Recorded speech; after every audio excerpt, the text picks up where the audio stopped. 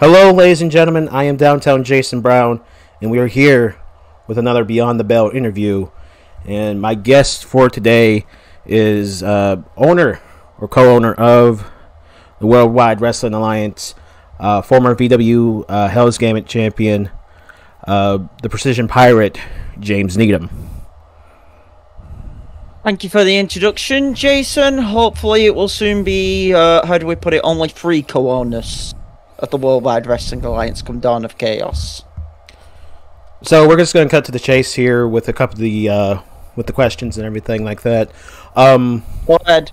So I guess with everything that's been going on with you and Gnarly, since WWA started, how did that actually come to be when you and Gnarly, how Gnarly got power to begin with? Like, how did that originally begin?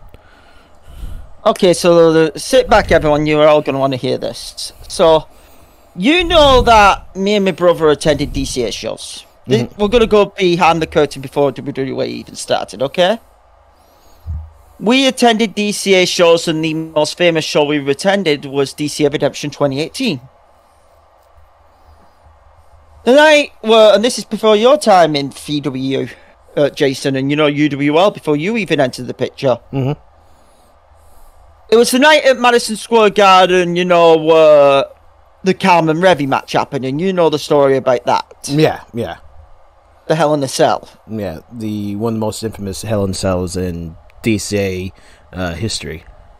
Almost got DCA banned off the airwaves. Yeah. Legit truth. And a truth behind it is that I have been a part of the DCA, me and my brother have been a part of the DCA fan base for a good year and a half. We knew the people, behind the desk. Mm-hmm. I knew Sahaya, I knew at the time VPAC, who was commentating, knew MTB, and VW was not, I don't even think VW was started. I don't think it had been announced, but it was in the process of being, if you get one. VW became an entity back in 2018, I do believe. So, probably the groundworks of VW were probably getting started. Yeah, and then I was still working. I had just quit my job with the ICA, for anyone who's wondering. That's the International Contracts Agency. A certain job of a Mr. Tobias Reaper, also known as former core wrestling competitor in New Generation Wrestling Agent 47, who's been a mentor to me.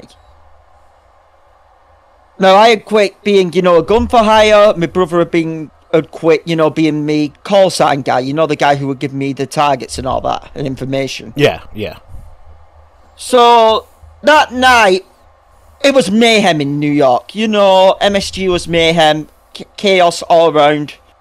Concern, over what happened with Carmen Fire Revy. Mm-hmm.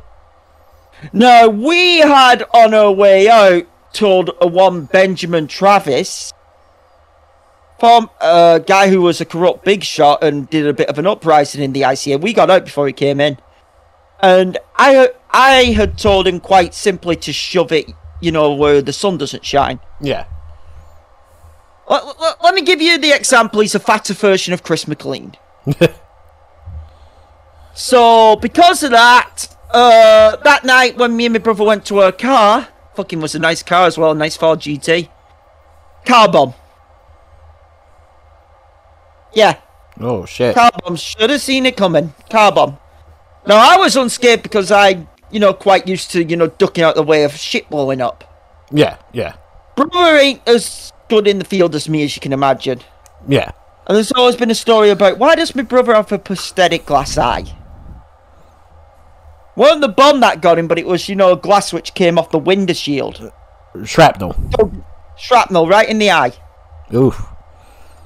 So that night, when I had to take my brother to the New York General Hospital, and it was the same hospital Carmen was in, and it was still chaos there. Yeah. I remember seeing Maya, at the time I remember seeing Malik. Obviously we'll be getting into me and Malik later, okay? Yeah. But at the time, Malik, and they were fucking arguing, by the way. Whoa! It's well noted that, let me say it truthfully. You know how Malik says that, yes, Maya hates his guts? when he says that, live on air. Mm-hmm. That's shoot truth from Malik. May not agree with the man, may not like the man, but that's shoot truth. When the man speaks truth, the man speaks truth. That night, though, after that incident, I called in a favour with one of my previous contacts, a man named Birdie, to find out what the fuck, happened. Turned out Travis did the hit, and it turned out that it was two guys. Didn't really know the names, didn't care for the names, so I was in that much of a rage. They found a rundown bar joint in New York City. Yeah. So I go there with the intention to put a bullet in them. When I get to the bar, I find out they're already dead. Wow. And sitting across from the bar is the one person no one in New York wanted to see that night. A Miss Rebecca Lee, known as Revy. Mm-hmm. She had gone from MSG to probably the most rundown seedy joint in New York. Quiet joint. Off the face of the earth joint. Yeah.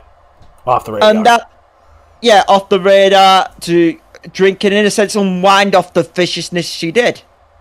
And yeah, she probably had seen me in the crowd because I was fucking, hating on what she did. But I thought, you know what? That was business, and this is, personal shit. So all I did was, just buy her a drink, round each. Mm-hmm. Round a beer each. Drunk it and left. No words, just drunk it and left. Now this takes us on the WWE scale, and that was my first interaction with Revy. Yeah. That started, the foundation of WWE. Yeah. This now takes us to our second foundation, and that was a year later. Now, as it's well known, MTB was trying to, in a sense, look for a way out of DCA. He was getting more focused on TPGW, okay? Yeah, yeah. Making sure his own business ran fine, and he was looking for a storyline way out. What he didn't expect was to find a bit of a shoot way out, if I'm allowed to say. His contract was set to expire. Yeah. From what I've been told around Gateway to Heaven Revelations. As we all know, he quit earlier at Redemption of the following year when the Aubrey Williams-Corey Price match happened. Yeah. This is when Aubrey Williams, as we all know, was, under the tutelage of Balalaika. Yeah. Good God, that woman scares me. But, Matt quit. Yeah. He quit. And yeah, I'll call him MTV, I'll call him Matt, whichever he wants to be called, okay? Yeah. Matthew quit. So, he quit, and my brother got the call, because my brother had been doing, when organising the fans, if you get where I'm coming from. Yeah, yeah. He got the call, and one of the fans me and my brother had bumped into was Gnarly. Mm-hmm. And Gnarly had just been getting into core wrestling. And here's the thing, Gnarly was close with Charles. This is something we need to make clear.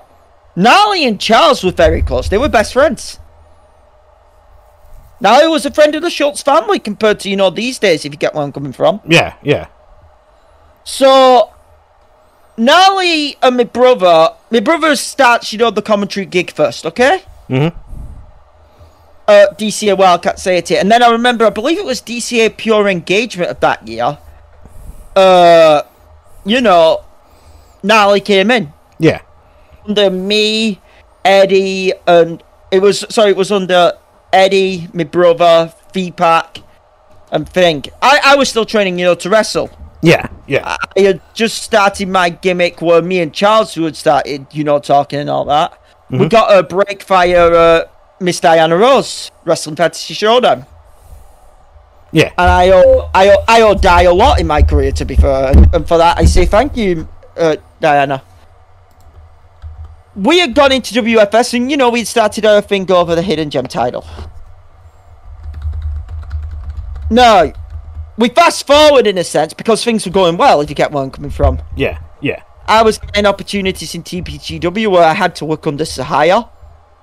Which I'll probably want to go into detail on that, in a bit. Yeah, yeah. But from there, you came in. Yeah. Where everything seemed to change was when you came in. I'm not putting any blame on you, okay? Alright. Yeah. Because you came in, and in a sense, you became a really good commentator along with your brother. Well, thank you. Thank you. You, my brother, the big man upstairs in Sahaya, you became, if I'm allowed to say it, the four main voices of VW. And unfortunately, because of that, Nally started to get phased out. Because he wasn't the most talkative, if I'm allowed to be honest. Yeah. I'm like, yeah, we trolled him. We made, but we all make jokes at each other's expense. I think we can be clear on that. This ain't just a thing which happens around the owners and the commentators. This happens within the boys in the back. It's a culture of wrestling, if I'm allowed to say it. Yeah. Yeah. What I didn't find a joke was when he fucking got you jumped after the show, if you remember. Yeah. Yeah. When I got jumped by the Riots, which I don't blame them because they're mercenaries. They were paid. They're mercenaries. No, I know. Go ahead. They're mercenaries. finish. They're mercenaries. Mercenaries do mercenary things. Yeah, I know the Riots personally. I have run into them on a job or two back with the ICA. Mm-hmm. And money's money, if you get where I'm coming from. Yeah. Money is money. People can say money is the devil, but money can either be your devil or it can be your savior sometimes. Yeah. That's the cold hard truth of life, ladies and gentlemen. So, yeah, when the Riots jumped you, that was a shocker. No, beforehand, we had started talks with D-Wall Darius Wallace, about setting up the Worldwide Wrestling Alliance. Mm-hmm. And this was before, what Nally did with the Riots. Yeah. And I made an agreement to where I wanted 4 owners. I didn't want a board of directors because I'd already seen what had happened in DCA. Yeah. In season 3, with a board of directors. And if you remember that mess, it led to the Doomsday Chamber and all that shit. Yeah, yeah. So I wanted 4 owners. Me, my brother, Nally at the time, because I thought, you know what? This might be a role which you can grow into. Mm-hmm. Can grow into, and it's something for him, if you get where I'm coming from. Yeah. It's something for him, he can grow into it, and he could be great on maybe finding, future men's talent, if you get where we're coming from. Yeah. Because my brother would still be away commentating, and I'd be wrestling. So I was thinking Nally could be my main, finder for up-and-coming men's fantasy talent, because we were going to go down the fantasy route. Yeah, yeah. The way of feedback. Yeah. Because me and my brother had noticed that there was a lot of fantasy characters within core wrestling who weren't, being given an opportunity. Yeah, yeah. Which I'll digress later. And then I remember D-Wall said, "Who do you want to be the 4th owner?" No, I whispered in my brother's ear, but I never told Nally. Because Nally was only getting, his 10%. Yeah. It was 40-40, 10-10. I whispered in my brother's ear. And then I said to D-Wall, and D-Wall remember this, I said to him, think you can, I remember going into D-Wall's office, one-on-one. Mm-hmm. Well, my brother went to do commentary, now I went around the arena for a drink. And I asked D-Wall, think you could put me in contact with Revy? No, at first, when Revy heard about the idea, she weren't sold on it. She was more focused, on the Ronapole Rebels. In her career. And her career, yeah. She was focused on, the Wildcats title, which she was hunting. To be fair, though, and this is the truth, me and my brother had always been advocates of the Rebels. Mm-hmm. We had always advocated it. And hell, this is a shoot thing. And we'll say it right now. And this is something, well, you could say it's bitters now. We were the 2 original people who advocated Revy to bring Carmen into the Rebels. Yeah. That's fact. Go and look at the comment section if you get where I'm coming from. On the old past videos, on the old past show airings. Mm-hmm. We advocated Revy bringing Carmen in. I'm like, I laid it down to Revy, it's only 10%. You can still mainly focus on your career. What I need from you is to be an enforcer. Because something I think which gets lost when it comes to ownership struggles is that it's best to have a trump card, if you get where I'm coming from. Yeah. An ace in your sleeve. Yeah. So we gave the 10% to Revy. And I said you'd only be needed in WWE in case it was an emergency. Now, obviously, a lot happened since then. A lot, yeah. GWN, which was bad because, as we know now, he took association with them. But the worst one was in CCL. You know, when he turned out he was helping Daisy. Yeah, and the Deadly Vipers. And he exposed a lot of things about the Bedlam. Roman. Yeah, the Bedlams. Yeah. Jamal, even Bell. And listen, I know me and Jamal may, take the piss out of each other on social media. Yeah.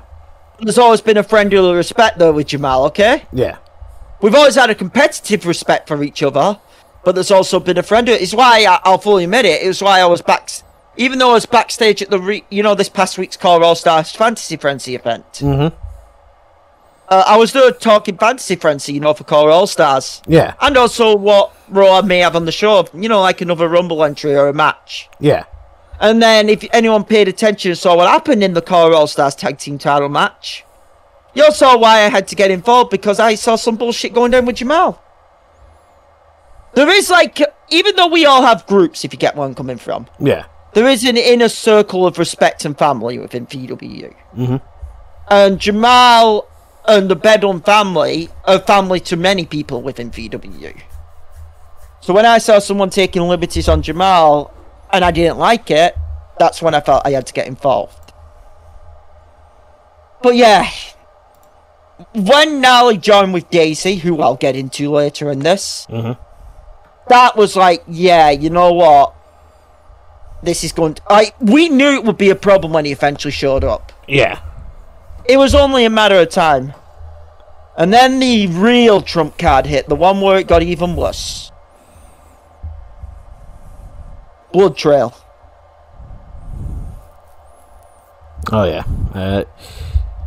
When they became more predominant.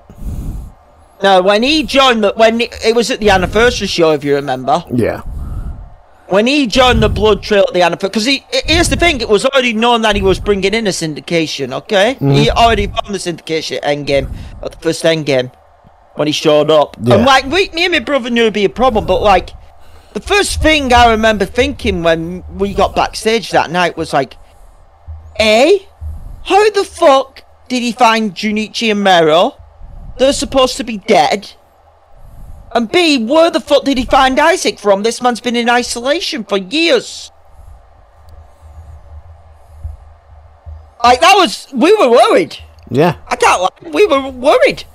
Because he had found someone who we thought had been, isolated.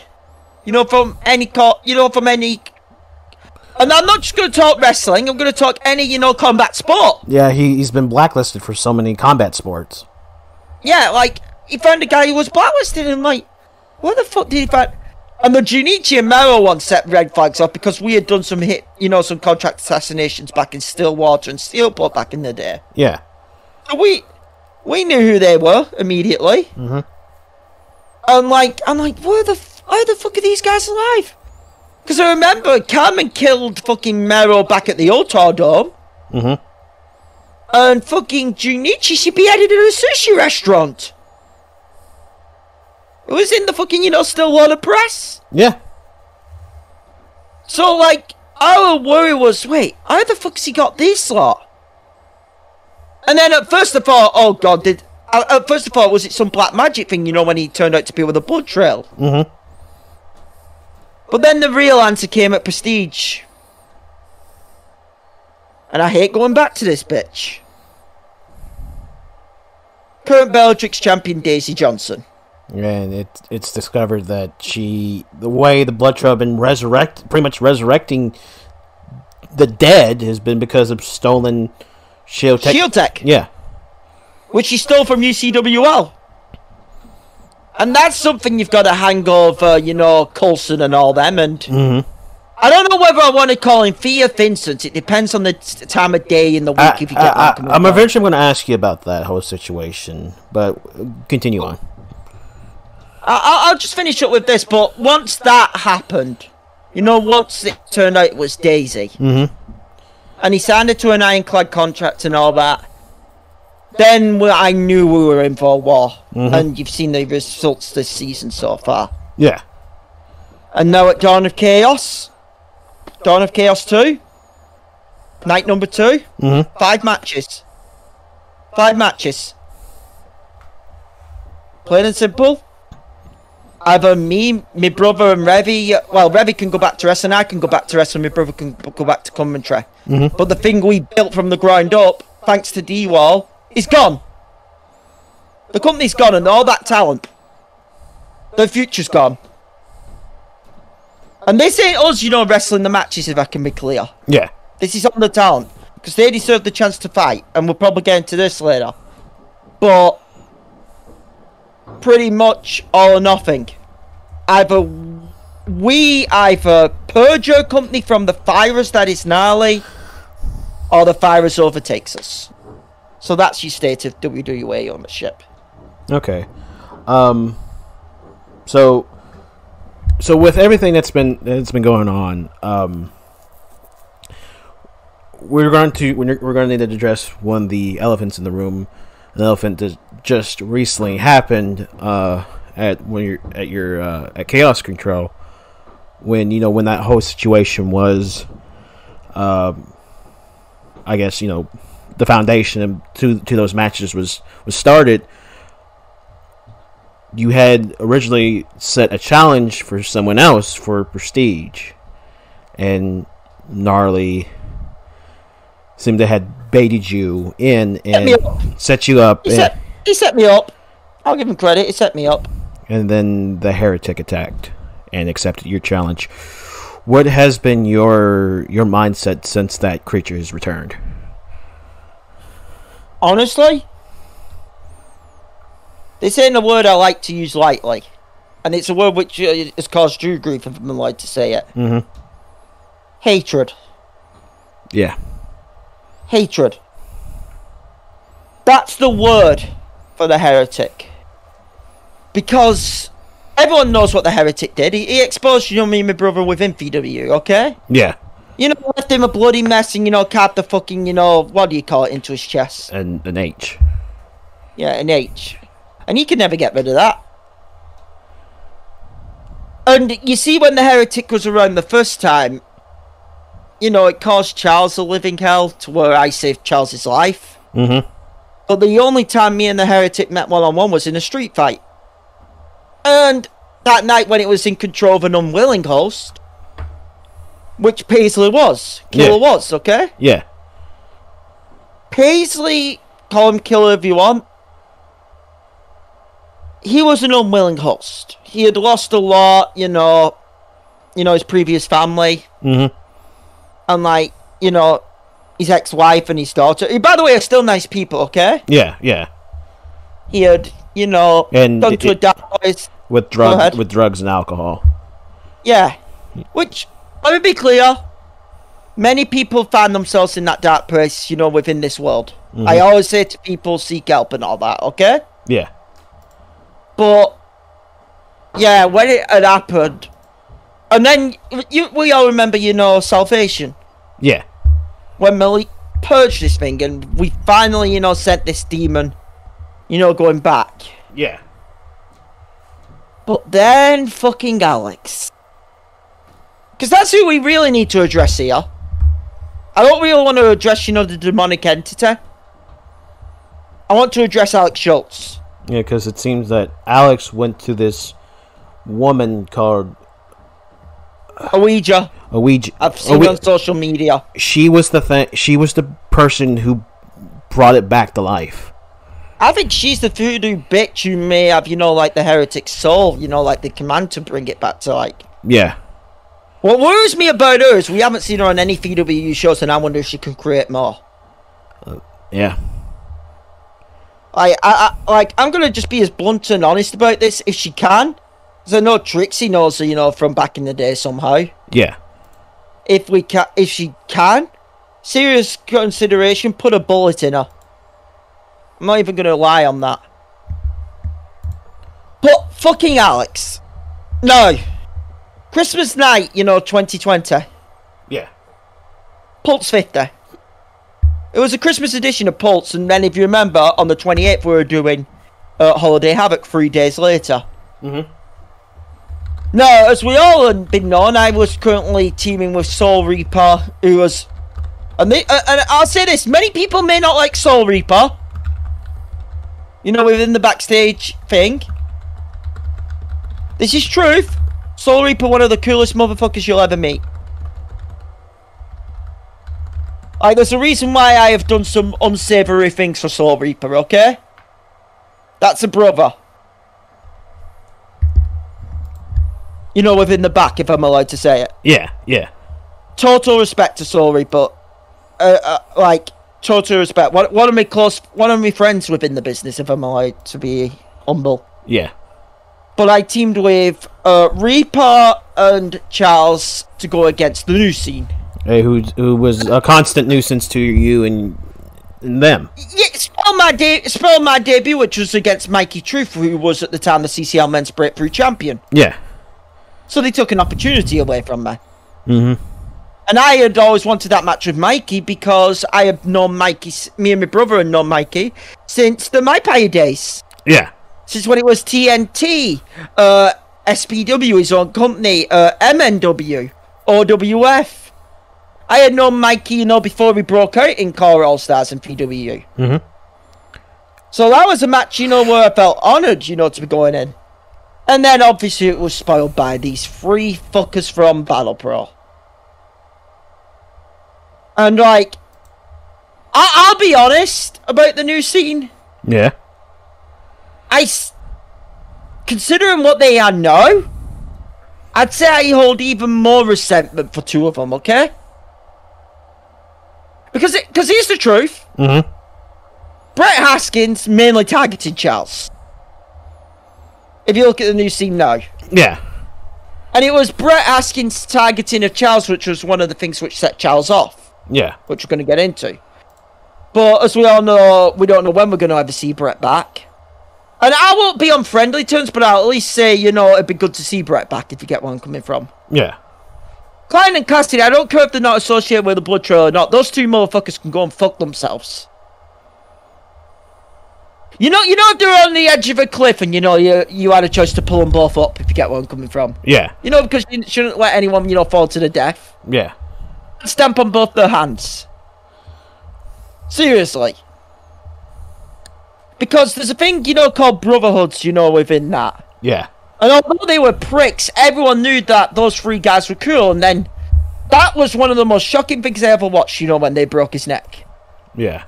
Because I was just stood back. I was just, you know, watching from the WWE offices, and I was like, fuck me, that's your brother. So, yeah. When it comes to Klein and Cassidy, fuck them. But yeah, they did a sense antagonise Charles, and I remember the start of the match. We were waiting on him to come to the ring, and Charles went outside and grabbed the baseball bat. No, it's a 6-man normal tag team match, so, you know, if he uses the bat, we get DQ'd. Yeah, yeah. Oh, actually, no, sorry, he gets DQ'd, and then it's a handicap match. And I'm like, listen, if you're gonna... And like, I remember just laughingly saying to him, listen, if you're gonna use that bat, at least make sure you're gonna knock one of them the fuck out, okay? Yeah. Which I think he was... I presumed at the time he was gonna go for, you know, Haskins' head with the bat. Mm-hmm. Now, when they're halfway down the ramp, I hear a crack behind me. Because I remember I was stood, you know, facing them the most. You know, right in the middle of the ring, and behind me was Reaper and Charles. Yeah. I hear the crack of a baseball bat behind me. And then I turn around, and the next thing I see is Soul Reaper down. And I just see Charles with a hollow look. You know, a look of like, what the hell? You ain't, like, there was a human here once. No, you're not even human. You're just like, you know, like he was on autopilot. The best way to describe Charles at that point, he was a husk. Yeah, and then next thing I knew, I had a baseball bat against my skull. And I don't need to go into the grisly details of, you know, what happened there. Mm-hmm. But then that led to Forsaken, where this whole Alex story starts, if we're allowed to be honest. Yeah. Now, Forsaken, I was at wit's end with Charles. This was a guy I'd come into, you know, at 2 years. And like, he had cost me an opportunity at the Breakthrough title. We had been, you know, attacking each other back and forth. And I was like, I don't want my career to be defined, of me trying to kill this one guy. Yeah. Of us killing each other, because I wanted to advance in my career. I wanted, I remember even challenging, Gordon Ramsay back at PWU Infinity for the Hell's Gambit title for Prestige 3. Mm-hmm. And then after that, I got attacked by Charles. And my mindset going into Forsaken was, if I don't get rid of this guy, if I don't put this guy down to where maybe I can, bring him back a bit, then I'm not going anywhere. Because this guy will kill me. It's why during Forsaken and many people... Remember before that I was, known as the precision athlete. Mm-hmm. No, where my full gimmick started to change, where I changed was, at Forsaken. Yeah. I dyed my hair white, which I still have today. And I dyed my hair white, and I remember requesting from the ICA, because luckily it fixed itself by that time, the good old white suit. Now, for anyone wanting to know what the white suit means, the white suit means you're walking into a bloodbath. You go in there with murderous intent, you go in there with, to kill... Genocide, if I'm allowed to say it. Yeah. As blunt as a word. And I put myself in that mindset to where I will kill you over and over again to, win that death match. Yeah. And everyone knows the death match, the fight, because my body was practically nearly broken after it, lasted an hour. Or 8 minutes before I finally put him down with an overhead crash off a ladder through a flaming table. Mm-hmm. Now, as we all know... Oh, and that was also on to expose wooden ring boards, because my back was kind of fucked. I slipped a disc within that match, I remember, and I had to... And by the way, I was still wrestling with that. Yeah. Because I remember taking a month off, in ring activity before Prestige. No, the story which was most headlining was what happened post that match. As we all know, a big fucker showed up and tossed Charles off the stage to concrete. Yeah. And then the video came out from the graveyard that night. Oh dear Christ, when I found out who it was.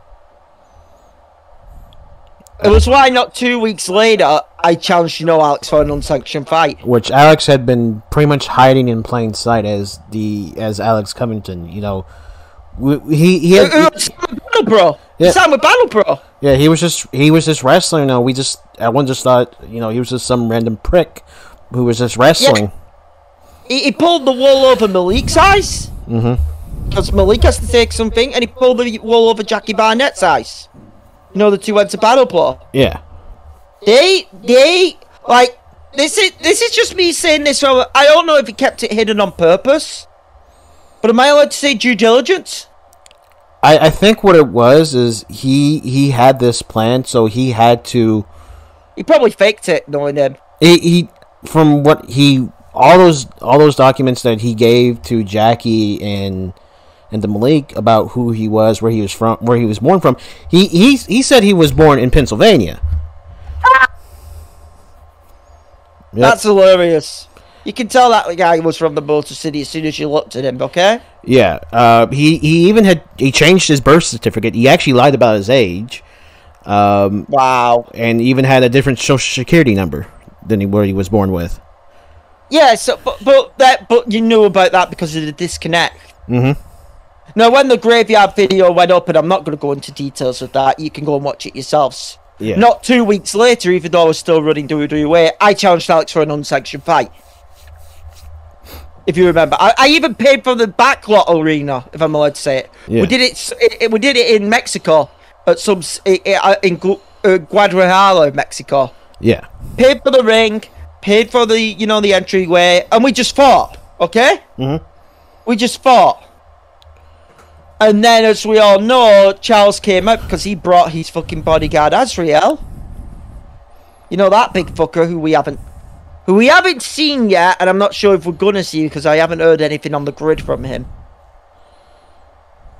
Which, concerns me. Mm-hmm. But, as we all know, that led to Prestige 6. Sorry, Prestige 4, sorry. Brothers Keepers Street Fight Night, if you all remember. Mm-hmm. And now Nally, who had at the time, become a business partner with Alex. That's how Nally ties back into this. Yeah. I don't know what went wrong with Nally and Charles, okay? Yeah. But because I went after Covington, now I thought, you know what, it'd be best if I partner up with this guy. Because he'll show some resentment towards the Needhams. And obviously that ties in, Matt Draven. Mm-hmm. As we all know, I stopped Draven's interference at Prestige 4, and I caved his head in with a pile driver on the ramp at that night. Yeah. Earlier on in the night, I'd been screwed out of the King's Gift by Nally. Now, Brothers Keeper street fight happened, and Charles, survived it. Mm-hmm. Thanks to a ton of help. That's when Alex dropped off the grid. I think you remember this as well, because I think he was supposed to show up for Battle Pro tapings. He was supposed to show up for Battle Pro tapings. He was... though I think, actually, no, Jackie had terminated his contract. Oh, wow. Yeah, Jackie had terminated his contract because him lying and everything like that, and pretty much, giving fake documents and everything. If anything, I do remember there was actually a warrant for Alex's arrest because, that's a felony. Yeah, that's a felony. And he went off the grid. Mm-hmm. And then I think we saw that video, where he was meeting with someone. Yeah. No, this time we didn't know who it was. And then that fucking night happened most recently, which I would rather not relive, but we've got to. Yeah. When he showed up as the heretic, it weren't the demon that pissed me off, it was him, if you get where I'm coming from. Yeah. Because, unlike Paisley, this is something we need to make clear, unlike Paisley, this motherfucker embraced it! He embraced, the demonic possession. Mm-hmm. And considering, what kind of scumbag this guy is, I want to make it dead clear now. Because this is why I issued the challenge to Prestige. And yeah, I know I bled at Chaos Control this past week, I know. Because, you know what, I probably expected him to get his answer to me in a physical way. Didn't expect the setup, but, I was probably expecting him, somehow to get to me. Yeah. The deal is this. If this was Charles, if this was, anyone else, okay? Mm-hmm. I know Walton's wanted him. I know Malik still wants him in the ring. Here's the thing, though. They'd want him to answer for his crimes, if you get where I'm coming from. Yeah. In my eyes, and this is me being blunt, ladies and gentlemen, Alex Schultz is a son of a bitch who doesn't need to answer any crimes. No. Not after this with a heretic, no. Alex Schultz needs to be put the fuck down. He needs to be 6 feet under. That's why I asked for the death match. And yeah, I know the risks. I know what's going to happen. I'm probably not going to be the same after it. Maybe I don't kill him. But at least I can put him in the position to where someone else can. Because the thing I've realised is, you remember how I said the word hatred? Yeah. Going into that match? Yeah. That word won't do me jack shit come June. Come that weekend at Prestige. Mm-hmm. If I go into that match with that word come Prestige, I'll admit I'll get destroyed. But that's what I feel towards Alex. Yeah. But if I have that emotion going into Prestige, it'll get me killed. But yeah, that's pretty much my reasoning behind why I want the Heretic so badly and why I made that challenge for Prestige. When it comes to what has gone on, and there's something I do want to talk to you about, but we'll get to that later because there's a lot of baggage because you kept saying hatred. That has a lot of baggage to it, but we'll get to that later. Totally fair. I think another elephant in the room that we need to address, some recent things that have happened with three people: Zach Stone, Malik Brown, and Carmen. Mm-hmm. We know what happened at Proving Ground. And we know there's been a lot of things, just it's been bullying up between you and Malik. And of course, what Carmen has been doing. So, I guess, just lay it all out. Just, how are you feeling about everything? So you really want me to explain how I feel about each person here? Yeah. Fine. I guess I'll start with Zach. I may as well start with Zach because he's probably going to be shortest here out of the other two compared to the other two. Okay. No, this is an FYI, and this is behind the curtain. I have put in my name to face Zach Stone at last year's Prestige 4. Mm-hmm. This is an FYI behind the curtain. I wanted that opportunity, because Prestige is a night where, new stars get made in a sense. Yeah. Okay. And this was before all Black November and all that. Yeah. This is truth. I wanted to face Zach, off what he had done at Revelations, to Chronic. Yeah. No, the reason behind this was because when I saw that Zach at Revelations, I thought, you know what, this is the best Zach's done. And also, Chronic is actually a good friend of mine. Chronic's well liked, within the core community. Loved by, many of us, if I'm allowed to say it, Mason is. Yeah. And I remember that night when Zach came from behind that curtain, because I had spent that night, dealing with certain Genesis members. I remember that night Jamal wanted to punch Zach in the face. I had to, legit, a few of us had to restrain Jamal. Because Jamal and, Chronic were, you know personally about Jamal and Chronic. Yeah, yeah. It's well known within the core community, and it wasn't the match where Jamal wanted to punch Zach in the face. It was, the afters. Because when Zach did that time, it was, totally out of character. That weren't the Zach Stone, which had been known around the locker room, for a good year and a half. Yeah. That weren't the natural prodigy. That weren't, the guy who we were to look up to in the DCA locker room. So when that happened, we were all, shell-shocked, if I'm allowed to say it. Yeah. And the two key things I remember was me, Charles. I even remember Sly, calming down Jamal. Yeah. Okay, because Unchained was a thing, then. Yeah. And the main people the one main person who talked with Zach that night was Malik. I didn't hear what the conversation was, but I remember that Malik was the one main person, who talked with Zach. So around Christmas Day, New Year's Day, because if you remember, Revelations was in December. Yeah. I was a topic of controversy because of what I had done to the company. And I remember that night after what I had caused, with Arcan and Claudio, I didn't even go through the backstage. I just straight up left through the front door. Yeah. And we'll get into that, later on. So that relates, to Revelations this year. Mm-hmm. Now, when that had happened, though, when that was all going down, I had thought, who do I want at Prestige? Because it was coming to Prestige season. You're allowed to make your challenges. Yeah. And I thought, you know what? I want to at least shut some people up. And at first it was about proving a level to Zach. I want to prove that I'm on that level. Because I wanted a world title within the year of, 2021. Yeah.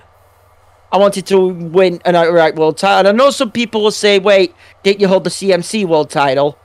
I've never considered that a world title because it got upgraded to it because it was originally the Mixed Bag Championship. And that's not a shot at Adam Jackpot. That's not a shot at Madhouse Entertainment. That's just my attitude to it. That, because of how it started. Yeah. And I have all the love in the world for Madhouse Entertainment and Adam, but that was my attitude. I want to outright, win my first world title. Yeah. And I thought, we're better than the company, I've watched, if you get where I'm coming from, where I've grown up watching. Yeah, yeah. Like a fan's ambition, if you get where I'm coming from. You hear it. I know it's cliche, okay? Yeah. And I thought, one of the best avenues towards that would be beating Zach. Or at least proving I can be on Zach's level at Prestige. Mm-hmm. Then, 2 weeks later, I get a phone call from Matt Furrow. And at first I was a bit unhappy about it. Me and Furrow don't have the best history. Yeah. Should be noted, I had to break up a lot of Furrow's bullshit in TPGW, especially with feedback. Feedback or Vincent, whichever you want to call him, okay? Yeah. Like, I remember me, Malik, who else in the TPGW locker room? Andrew Tanaka. You know, loads, if I'm allowed to say it. Yeah. Like, Daniel Stone, we had to break up, Matt's and Fee's fight. Ciampa and Jericho, when they were part of the highest faction. Yeah. We had to break up their shoot shit. Same with when Fee, had a fight with Malik. When, Fee made a comment, about Carmen. Yeah. Like, we had to... And most of the time it was, Fee shooting himself in the face, if I'm allowed to be clear. Yeah. So, me and Matt were frosty at best. I respected him, but we were frosty, okay? Yeah. And at first, I was pissed off with him. I'll fully admit. But when he told me, that, the injury with Fee, fucked my neck up. Mm-hmm. This is my go out. This is the way I want to go out, and I'm not too. And I've always wanted that match with Zack. I was like, you know what? It should go out. I can get Zack in the future. Go ahead, okay? Yeah. I gave him my blessing, and that's what. And then obviously, it evolved. It evolved at Proving Ground 7. And I guess this is where I'm gonna, go in detail onto Malik, okay? Okay. Because with Zack, it's more about me wanting to prove myself against him, and no, it's about the DCA World Title. Mm-hmm. Proving Ground 7, I arrived into Philadelphia that night with an opportunity to become DCA World Champion. That was what was going through my mind, okay? Yeah. Knew it was a fatal 4-way, knew it was 1-4 to a finish, knew that there was no DQ, no count out. And pretty much, I know Claudio was, beyond pissed off with me. Mm-hmm. I had no respect for Arkan because I originally thought Arkan was the fucker, who had done my medical documents at Gateway to Heaven to get in. Yeah. Like, I thought, you screwed me, from my opportunity to be DCA World Champion. So I was going in there with a lot of, fucking anger. Yeah. Obviously, you saw within the match, what I did to Claudio. Mm-hmm. The pile driver on the apron. And although I had that, win by any means necessary mentality, I will still say, looking back on it, that was something which I maybe shouldn't have done. Can't apologise it because it's happened, if you get where I'm coming from. Yeah. You should know, and look at what happened at Redemption in response. Yeah. You just got to accept your faults. But pretty much when this all went tit shape up and when it really became, shocking to me was the moment Malik showed up. Now, it should be well known, other than breaking up fights with me and Thing, I had never really gotten in Malik's path because, Malik's a busy man. Yeah. Does a lot of backstage stuff at DCA, okay? I had never gotten in Malik's path. I had never gotten, within his way, if you get where I'm coming from. Mm-hmm. Me and Malik were distant. That's a cold truth, okay? I respected the man. But it was distant. And then all of a sudden, the next thing I know, I'm getting hit with a Jaguar knee. Lights out. Completely didn't see it coming. And then a 3 count, followed later. And Saxstone was the World Heavyweight Champion for the 3rd time. Mm-hmm. Now, when I got backstage, because first thing I remember asking one of the training staff was, what the fuck happened? Like, I was concussed. And, brother told me, and he's like, yeah, Malik hit you with a Jaguar knee. I'm like, wait, what? I was shocked. And then I looked, on the airwaves, and saw what happened. Yeah. And my blood was fucking boiling. I'll say it right now. I'm like, why? That was my main question, okay? Yeah. Why? I also thought, gee whiz, Zack, hollow title win. Okay? Yeah. Hollow as fuck title win. And yeah, I know I've not had my match, with Zack yet. Yeah. And I'll say this, although I know you guys probably made predictions for Revelations already. Yeah, we have. This is going to sound shocking from me. Because I have all the love in the world and respect for John. You saw it this past week at Chaos Control. Yeah, yeah. Although I would be totally cool with John winning, personally I want Zack to retain the belt. Personally, I want Sack to retain the title. Yeah. Because I want to be the guy that beats him. No, this depends on my end as well and getting through my hurdle, but I want to be the guy that beats Sack. Yeah. So, when I saw that originally, I questioned Malik. I'm like, what the fuck? I thought we were cool. And then he brought up the whole Arcan, incident. If you get where I'm coming from. Mm-hmm. Which I was in the wrong on. Once I found out the true information, I'll fully admit I'm in the wrong on. But Arcan won't be expecting any apologies. Look at the man, if I'm allowed to say it. Yeah. I think you would agree. Yeah. No. Where this really pissed me off was when Malik told me the reasoning.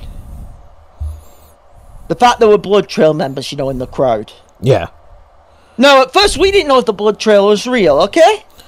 I think the blood trail was a thing, but it was a thought. It weren't like, like this real super threat. Yeah. Until the anniversary show. Yeah. And then the anniversary show happened.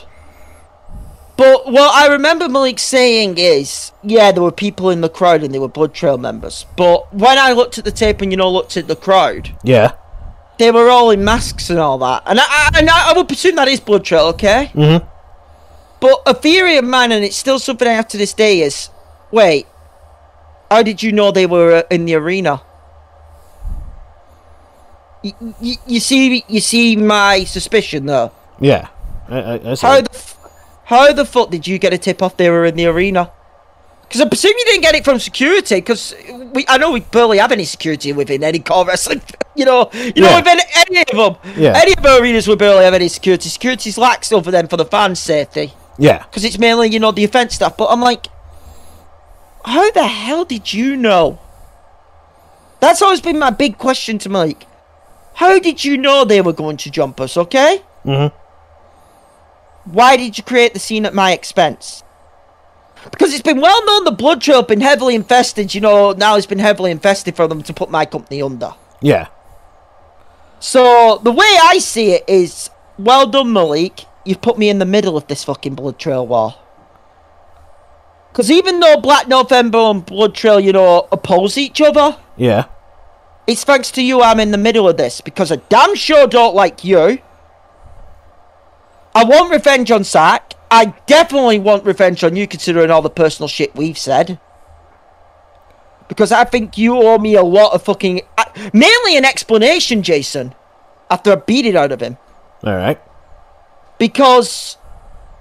I still want to know how, if you get where I'm coming. And by the way, this ain't me, saying, oh, Malik's working with a Blood Trail, okay? Yeah.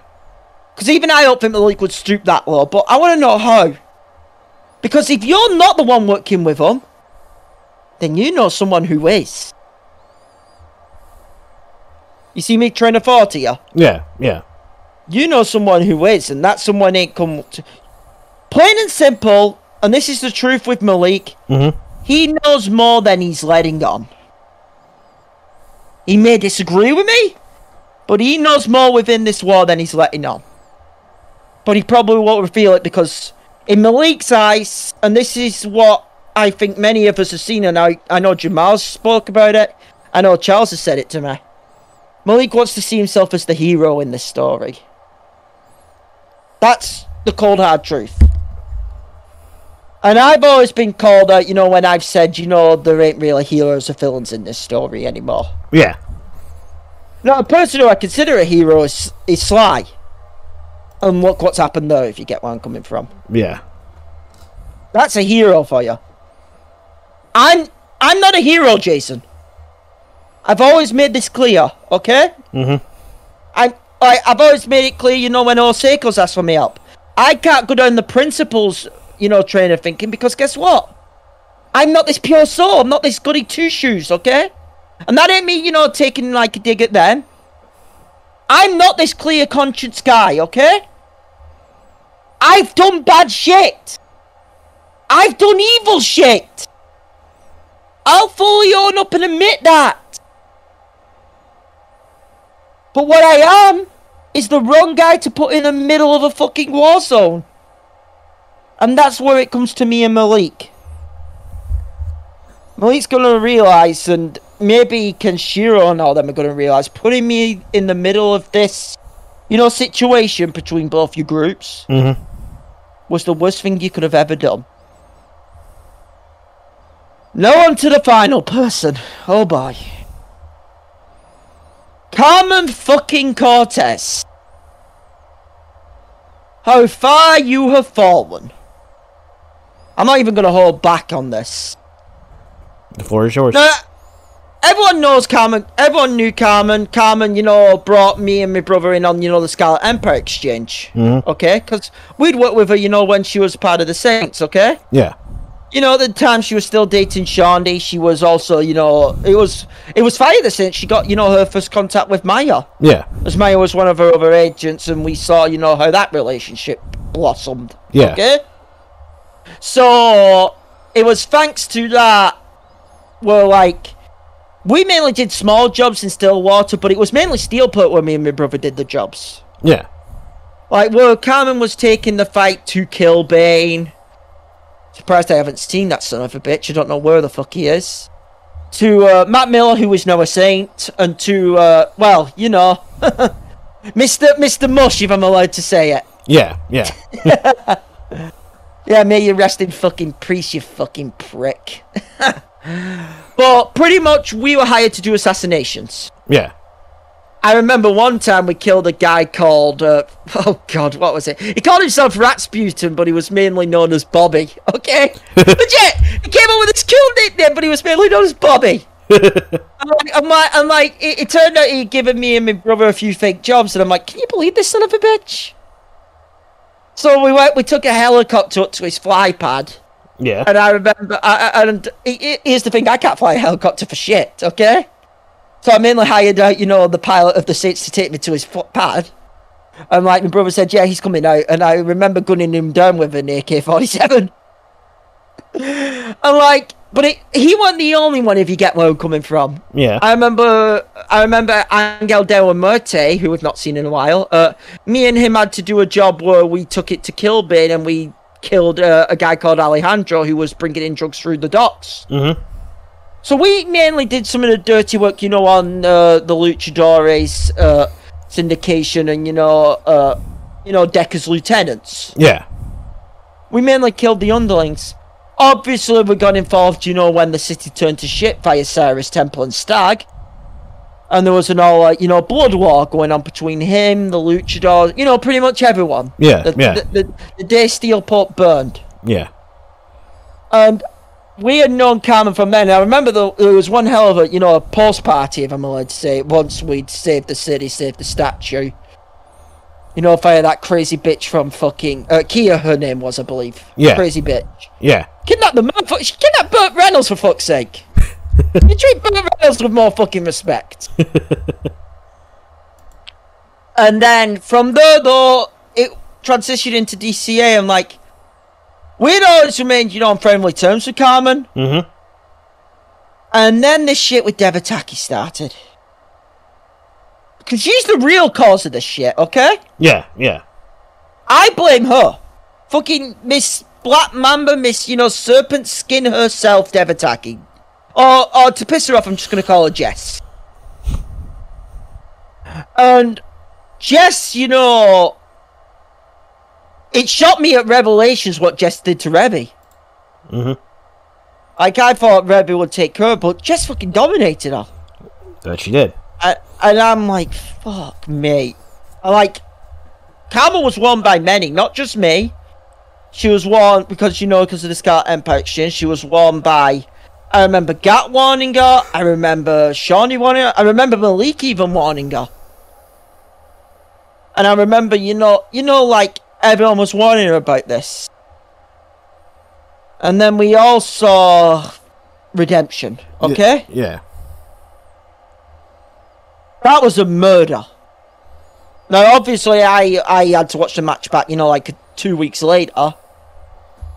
Because, sorry, a few days later, because, I was in the hospital that night. Devataki broke her that night. What? She destroyed her in Hell in a Cell. There is something I do want to bring up, and it's for both Carmen and Revy when it came to their fights with Devataki.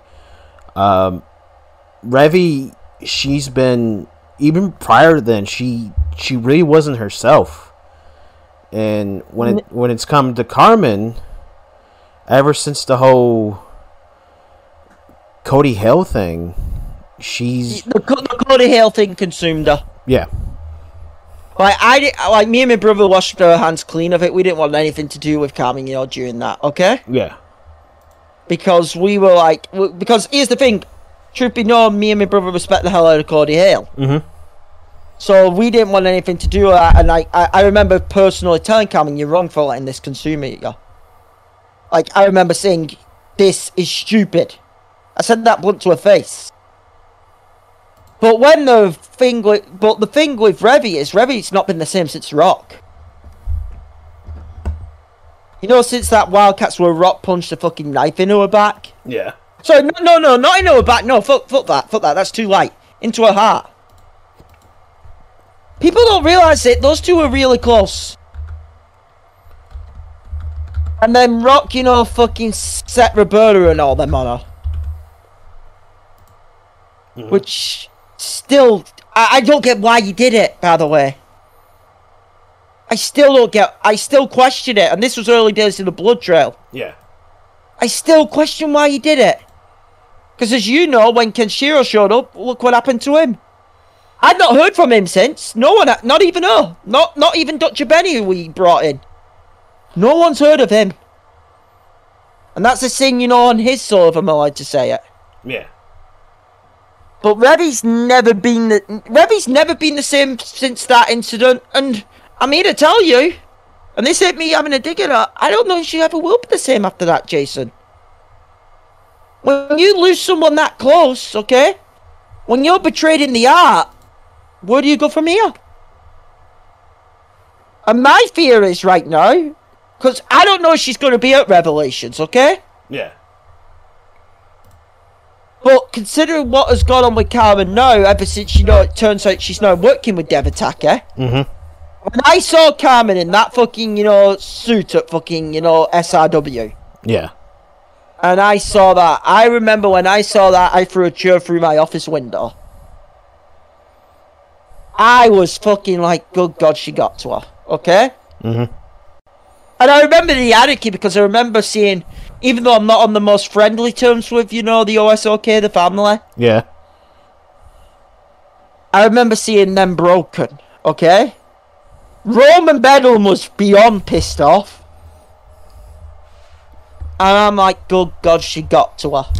Okay? Yeah. And now from here, obviously now it's gotten more personal between my end and her. Mm-hmm. I don't get what the hell, why she did what she did at Gateway to Heaven, okay? At first I thought it was, just her acting. Like, we saw how she, handed the titles, to fucking, Alika and Delia. And at first I thought that was, orders, mm-hmm. Okay? But then why attack Mari? That was when the line was, in a sense, cross. Yeah. Because it is a true fact. Though my brother is dating Mari, and I've known about that for a good couple of years now, okay? Yeah. I don't mainly get involved in that. I talk with Mari, Megan, Fortune. I mainly, talk with Jack, okay? Because Jack's, a mentor. Yeah. And while they're off on dates, I'm mainly, training on the ship or sometimes even organising shit. And like everyone else is on with their personal lives. Yeah. No, I know my brother interacted with Carmen a fair bit. But, like, Mari and Carmen were cool. There was never, like, any real bad blood there. So then for Carmen to attack her out the bloom, shot me. Mm-hmm. Like, when that kick hit, I'm like, what the fuck? Because I was watching, from home that night because I've been banned from the building. Mm-hmm. And then she came out, and I think you saw that video recently, the Road to Revelations video. Yeah, yeah. Where she explained with Mari, and then where she fucking, pin blame on my brother, saying, look how you betrayed a friend in Gnarly. And I'm like, excuse me? And I think you can attest to this, Jason. Mm-hmm. Correct me if I'm wrong, who did the stabbing first out of us in Gnarly? I mean, I was the first person that, you can answer that firsthand. Yeah. Excuse me, you deluded, crazed. Like, you remember how you called Charles a husk earlier on? Yeah. That's Carmen Cortez right now. That is Carmen right now. And yeah, I got in a bit of shit when I said, and I said it quite loudly, you know, quite openly on social media, because I remember Claudio and the lads got pissed at me. You know, Hothead, fucking Leo. Mm-hmm. And yeah, I'll call him Hothead because that's what he is, in my opinion. They got pissed at me, you know, when I said she needs to die to be brought back alive, in a sense. Which I understand what your mindset is when you said that and everything, but I think it's also you also gotta look it through their eyes. That's still familiar to them. That's still Leo's mother. That's still Claudio's wife. I fully understand that, okay? The reason why I said it, Jason, is because here's the thing, yes, she's their mother, she's Claudio's wife, okay? Mm-hmm. That's family. But that Carmen Cortez right now, the current Carmen Cortez walking in family. The Carmen Cortez which is currently walking right now is, you know, a fucking puppet, okay? He's under the thumb and tutelage of Death Attacker. And he's saying shit she would never say if she fought back on it, okay? Yeah. And you can tell in the tone of her voice, though, mainly, that she wants someone to kill her. I hate to say it, that's in, you know, the tone of her voice, okay? Yeah. So, like, my thing is, and this is my thing, I'm not saying kill her out, like, you know, to where she's flatlined, alright? I'm not going to go that far. Yeah. But I'm going to say it right now. Carmen needs a Revy beating. And if you all know the beating I'm on about the beating from the Hell in a Cell match, which I said, you know, from the start. Mm-hmm. No, I'll be dead up front with you. I'm not sure if Mari can do that. I'll say that truthfully to you. I'm fucking petrified for that match from my brother, okay? I'm fucking petrified for the weekend of Revelations. You know, with what I'm involved in, and you know how it's all going to turn out. Yeah. Because usually some sort of shit happens that weekend. No, it does. But the person who could give her that, and it's why I'm going to implore her to do it right now, and this is a call to arms. I'm not saying kill her, but I'm saying give her a beating which she'll maybe wake her up. It's Trixie. Mm-hmm. And I know I know my brother, you, and who else was it on the desk with you? When you saw what Trixie did to... It was Cody, weren't it? Yeah. Mr. I got dumped by... I still laughed that he got dumped by a Lucky Chloe. But, like, you know... That Trixie what beat up Amber was, you know, like... Damn, if I'm allowed to say it. Mm-hmm. Like, I was shocked she went that far. I'm like, Jesus Christ. Like, for me, with the old Amber thing from this season, I was incredibly pissed off with Amber. Especially as she screwed Orfana, because Orfana is a close family friend to me and my brother, okay? Mm-hmm. Well, no, me and my brother have backed Orfana, so the way she screwed her... The thing is, it was like, yes, I want to see Amber Stevens get her ass kicked. I don't want to see her die. Yeah. Which I thought Trixie would do, okay? So on that, I was relieved to see Akira, you know, stop her. Mm-hmm. But when it comes to Carmen, I wouldn't mind seeing Trixie go to near that point, but hopefully, so what I beg is that you let Trixie go to that point, but you make sure you have someone like how Akira was there. Yeah. You get where I'm coming from. Yeah. Whether it be Annie, and this is 2D OSLK, whether it be Annie, Payne, Adeline, or anyone else. Let Trixie go as far as she can go, but be there to stop her post-match. Be there till the final bell, if you get where I'm coming from. Yeah. Between those two in that concrete jungle. But yeah, when it comes to Carmen right now, I stick by what I said. She needs to be beaten after death. And now to something that's been an elephant in the room for a lot of people. Or should I say an owl. Oh, this fucking thing. We know Hatred's involvement with the blood trail. And more recently we saw that video where it's shown that he's in our arenas. He's somehow getting into the arenas. I don't know how. But we all saw what happened at Ashes of Eden. You tried to get down to the ring, but you got stopped by Mero. Mm-hmm. Now, which I presume was a call off the alley. Have you looked back on that, and what is your mindset with the whole Clockwork thing? Two things. Mm-hmm. One, where the hell did they get... I can presume where they got some of the technology from. Mm-hmm. I presume Nally helped, okay? Yeah. With some of the technology. You know, Fire Daisy and all them, okay? Yeah, yeah. So I hold them responsible for it. I also hold Kenshiro responsible. I hold everyone. But I'm wondering, wait, they got the technology, where the hell did they get the financing from? Because even though we know Kenshiro is, you know, well off, if I'm allowed to say it, mm-hmm. and he can finance, I'm like, wait, hold on. Even I don't think he's this, you know, rich to pull this off, if you get where I'm coming from. Yeah. So that leads me to one then. And I'm going to get in trouble with this, but I don't really give a shit. Mm-hmm. That leads me to suspicion of one person right now. Yeah. A recent copper-headed motherfucker. Yeah, you heard it. Mm-hmm. I think he is definitely in on the Clockwork thing. We saw who was in on the Finn Taylor thing, okay? Yeah. I definitely think he was in on Clockwork. No, we saw what Clockwork did to, you know, Finn, but this guy, fucking Randall Taggart, ever since he's shown his ugly fucking, you know, pitbull face within Virtual Wrestling United, all he has wanted to do, in a sense, is kill Hope. What better way to kill Hope than having Clockwork try and kill Sly?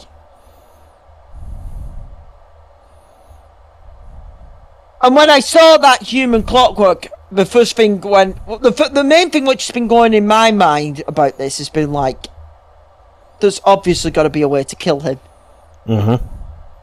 Because I immediately thought, because I remember everyone's panicking, my immediate thought was hate chip. Because for people interested, that was the way Clockwork's robotic owl body was finally killed. Was when that hate chip was, you know, crashed. You know, destroyed. Yeah. Now, obviously, I don't know the diagnostics which has gone into Clockwork, but my presumption is that hate chip has to be in his body somewhere. There's another one. It's either in his brain or in his body somewhere, okay? So pretty much, I'm fearing to God for what the hell's going to happen between him and Murray, okay? Yeah. Like, Christ, let me be clear. Murray deserves first crack. That's his brother, okay? But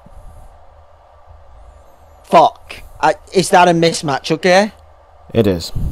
Sly is the only one who knows Clockwork inside and out. Knows all the techniques to beat Clockwork via his ancestors. I'm here to tell you, and this ain't me running down Murray. Murray is going to. It's going to be ugly. Yeah. The main thing, which I think me, Jamal, Charles, and other people in the UWL backstage, I'm looking at Raditz, I'm looking at Mike Sullivan, is on that. And I mean, and even though I have my disagreements with them, I'm looking at the eye of truth, okay? Yeah. And this is just advice for the general lads in the back. Be on standby to make sure it doesn't go a step too far. If you see where I'm coming from. Yeah. That's what I would say. Put all the grudges aside for a second. Be on standby to make sure he doesn't kill him. Because that's my fear. And that's my honest to God truth about Clockwork. I don't think no human could stop him. None of us can. The only person who can fight Clockwork is the guy who took out first. Yeah. And that's Sly. I don't know what the condition is of Sly. I know Melina took him. I know I had Melina. I tried to ask Melina, but Melina said she had to keep it confidential. Yeah. She couldn't tell me, okay? So I don't know Sly's condition. I wish I did. I wish you could provide a medical update, if you get where I'm coming from. Yeah. But pretty much, if I could give the call to everyone, we have to stall. We have to stall that machine. Maybe it costs a few of us, okay? Yeah. But the only way Clockwork is beat is by a Sly. And that's my thoughts on Clockwork. Well, before Okay, so we know what's on the horizon for you. Your match at Revelations. So thing with you and Chris. What is your strategy going into the match? What is your mindset going into the match with Hatchet? Honestly, I'm not sure. And I think that's maybe the safest answer I can give you. Because if I go into this... Because here's the thing. If I come in and say, you know, I'm going in focused, I'm going in, you know, all guns blazing and all that. Yeah. If I'm going in, you know, with like rage, fury, anger and revenge, then Chris will instruct Hatchet and Chris will probably put a backup plan into, you know, get me whacked in the match, if I'm allowed to say it. Yeah. I don't want to reveal, you know, strategy. Mm-hmm. But pretty much when it comes to... I see Hatchet as an obstacle. I see Hatchet as the brick wall, if you get where I'm coming from. Yeah. And I've got to find out through a meaning of ways, as many ways as I can, to break him down to get my hands on Chris. Because if there were 3 words, though, which are mainly going through my mind heading into Revelations, and not just my match, but the whole event, expect the unexpected. That'd be me warning, okay? Yeah. And that's a warning which I'm giving myself, but that'd be me warning to everyone. Because I've seen how these have gone on from a fan's perspective, and I've seen it, you know, from the boys in the back. Yeah. And I think that's something I need to have in my mind, because knowing Chris, because Chris... You've seen what Chris has done. We all know Chris... I don't care when anyone tells me Chris is in fucking bed with, you know, the blood trail. Mm-hmm. Because he's let all that shit run clear, you know, on DCA airwaves and all that. Yeah. He's also, as we know, back at Proving Ground 7, he did the deal with Malik and Sack, you know, to put Sack in the match last minute. Yeah. I mean, you had Malik here even talking about it, okay? Yeah. So I'm like, wait, and that's why I have issues with Malik and Sack as well, because it's like, wait, I understand, you're not as worse as the blood trail, if you get where I'm coming from. Mm-hmm. But you're just as bad. I mean, it's the pot calling the kettle black, if I'm allowed to say it. Mm-hmm. You're just as bad. And like, when I saw... this all goes back to Gateway to Heaven as 2020. Mm-hmm. When Chris, you know, reeled me out of the ladder match. Yeah. Now, I was pissed off about that. And when I found out he accepted the medical records, which turned out to be fake GWM medical records... Mm-hmm. I originally thought it was Arcan. As it turned out, Chris made the deal with Gnarly. That's when this shit got really personal. You know that he turned out and he made the deal with Gnarly? Uh-huh.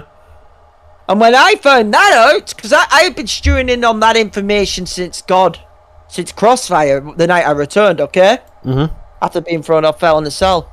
Now, as you know, I'd already complained to Chris, you know, about the world title situation and all that. Yeah, yeah. Because he made the deal with Black November, and I'm like, you know what, you're already a corrupt prick for dealing with Black November. And then obviously he put me in that match of cardio, and we all know the results of that. Okay? Yeah. He thought he'd kill me that night. But then he tried it again on the go home aftershock to Endgame when he set me up for Krauser. He thought he'd kill me that night. There's a saying in America and in an American sport known as 3 strikes you're out. Yeah, yeah. In baseball. You're on strike 2 right now, Chris. Hatchet's your 3rd strike. If I get through that 3rd strike, then you best believe I'm coming to put you out. And I just don't mean, you know, out of commission, if I'm allowed to say it. Yeah. I'm not going... This is a thing for my career, and this is the truth. Mm-hmm. I'm not going to get anywhere near a DCA world title. Or any success within the Destiny Championship Alliance, a company which I've considered home. If I don't go through, you know, Chef Hatchet. Yeah. If I don't go through him, and if I don't get to Chris. Because here's the thing. If Chris is still running Takedown by the end of this Revelations weekend upcoming... Yeah. then where the fuck are we going to be next season? Same old story, Jason. Yeah. Chaos personified. And I know some people are going to be like, wait, you've not... How do I put it? Wait, you've not cared about, the war going on. Some people have accused me, for not caring about the overall, blood trail.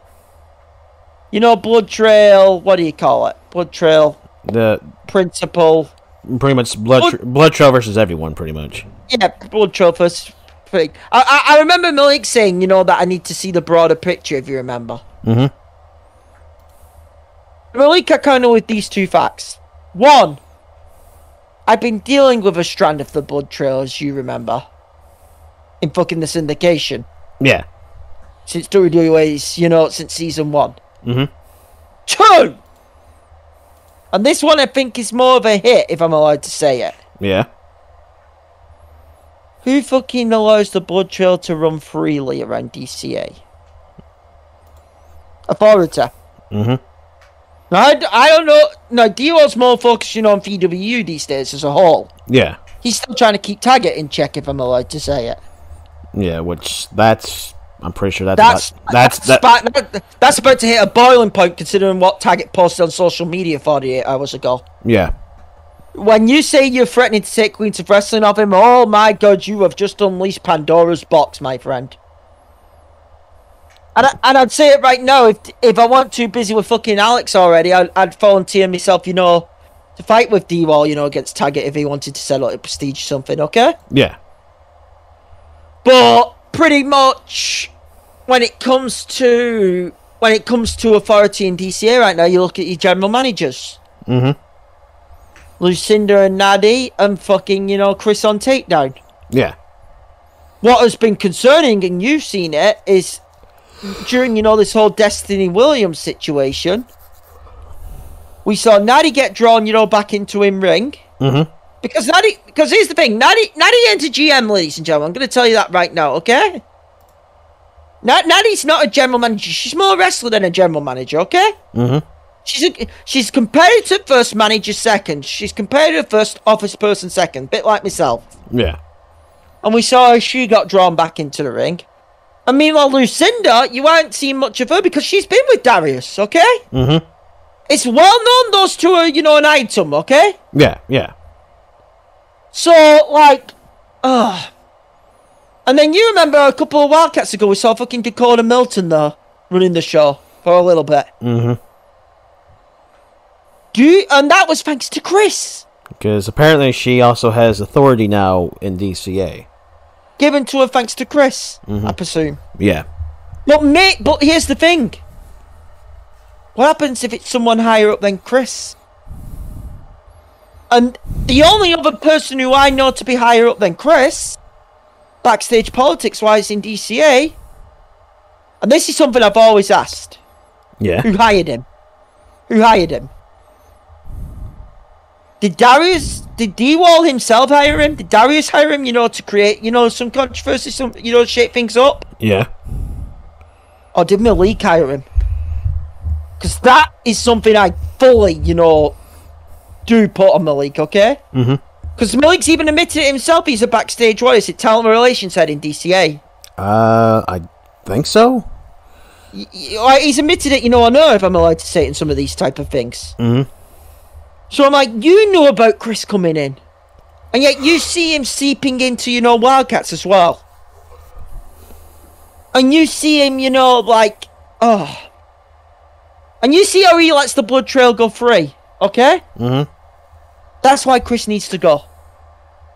Because if Chris, I will make it a vow to everyone who's listening in here. If I am not able to get rid of Chris, if Chris gets rid of me first, then the blood trail will run freely through DCA. And I know there'll be others who will, replace me in the fight, Jason, okay? Yeah. But while Chris is still there, they have the platform. That's why he's got to be gone. And if it turns out, which I do believe it is, that Malik hired Chris, then Malik has to answer for that. Because, you know how Malik says, how he feels responsible for it? Yeah. you are responsible because, let me put it like this.